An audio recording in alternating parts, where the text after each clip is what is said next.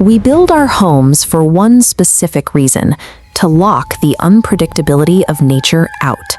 Walls, doors, and windows exist to create an ultimate, impenetrable sanctuary. Imagine returning from a long day, completely exhausted. You just want to cross that threshold into safety, so you step up onto your dark front stoop. You walk face first into something thick and sticky.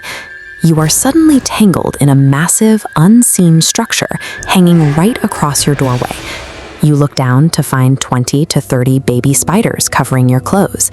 Then you look up. Waiting on the doorframe are the parents, massive, hand-sized arachnids guarding the entrance. A locked front door offers zero protection when the threat has claimed the threshold itself. The perimeter has already been breached.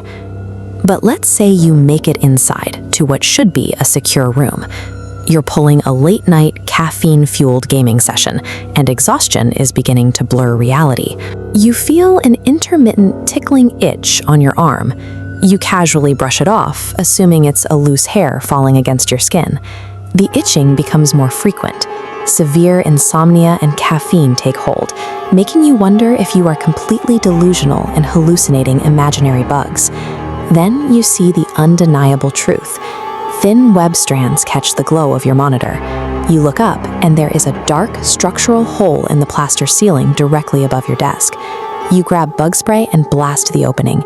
Instantly, hundreds of tiny spiders rain down, pouring from their webs and covering you entirely. Vertical space inside a home offers no sanctuary. Once a species gets inside the walls, your structural boundaries become active nesting grounds. Take a look at this blueprint of a standard home. The zone of safety collapses inward, shrinking from the outer yard, pulling through the exterior walls, and tightening exclusively around a single room. The bedroom is the absolute center of a home's defense layer. You collapse onto your mattress in a state of pure exhaustion. Reaching down blindly into the pitch-black void underneath the bed, you feel for a phone charger. Instead of hard plastic wire, your fingers press into an unfamiliar mass in the dark. It is soft and squishy. You poke and squeeze the mass until it ruptures. Suddenly, you feel the frantic scratching of hundreds of tiny legs sprinting up your bare arm. You pull your arm out into the light to find 30 baby spiders clinging to your skin. You had pressed your bare hand directly into an active nursery. The blind spaces in our most intimate rooms provide perfect cover, harboring massive, unseen apex predators just inches beneath the floorboards. Sleep places us in a state of absolute defenselessness.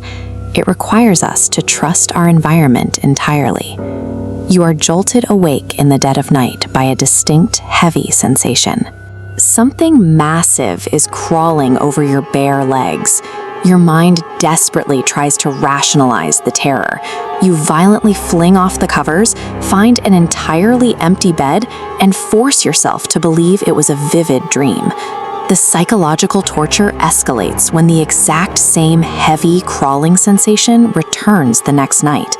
You feel it moving up your arms, but another frantic search yields absolutely nothing.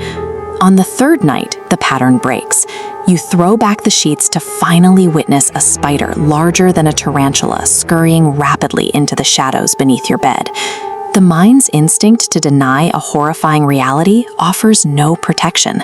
It only prolongs our exposure, trapping us in the room with the threat. There is one final spatial boundary left to collapse, the very surface of the bed itself. This strips away all remaining distance between human and nature. You are struggling to sleep on a sweltering summer night, tossing and turning in an old, rickety guest bed. Seeking any kind of relief, you reach over in the dark to flip your pillow to the cooler side. You press your cheek down. Instead of soft cotton, you feel a dense, furry, indescribable mass pressed right against your face. You jump up in a state of pure panic and chaos, falling completely off the opposite side of the bed.